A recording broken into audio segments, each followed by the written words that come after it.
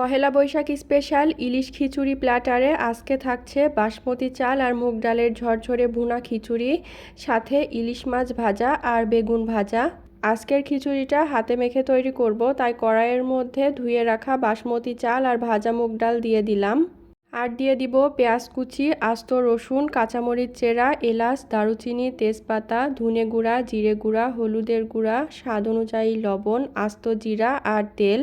তারপর হাত দিয়ে ভালোভাবে মেখে চালের অনুপাত অনুযায়ী দ্বিগুণ পরিমাণ পানি দিয়ে ঢাকনা দিয়ে ঢেকে দিচ্ছি। এরপর চুলার জালটা হাই আঁচে রেখে রান্না করতে হবে, আর মাঝে মাঝে ঢাকনাটা খুলে নেড়ে দিতে হবে।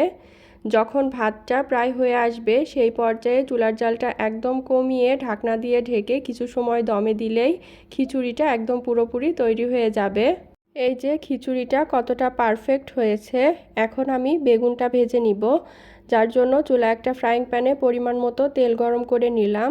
তারপরে লবণ, হলুদ আর শুকনো মরিচ মেখে রাখা বেগুনটা তেলের মধ্যে দিয়ে দিব। এবার বেগুনটাকে উল্টে পাল্টে বেগুনের গায়ে কালার করে ভেজে তুলে নিচ্ছি।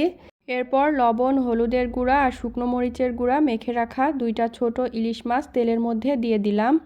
এবার ইলিশ মাছটাকেও উল্টে পাল্টে মুচমুচে করে ভেজে তুলে নিতে হবে। এখন আমি তেলের মধ্যে কুচি করে কেটে রাখা পেঁয়াজ আর কাঁচামরিচ চেরা দিয়ে ভালোভাবে ভেজে নিচ্ছি।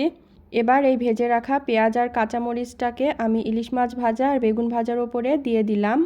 এবার একটা প্লেটে খিচুড়ি, ইলিশ মাছ ভাজি, বেগুন ভাজি সাথে পেঁয়াজ, কাঁচামরিচ আর লেবু দিয়ে পরিবেশন করে নিলাম। এবার গরম গরম খিচুড়ির সাথে বেগুন ভাজা সাথে ইলিশ মাছ ভাজা নিয়ে মজা করে খেয়ে নিলাম। ওহ, সেই স্বাদ!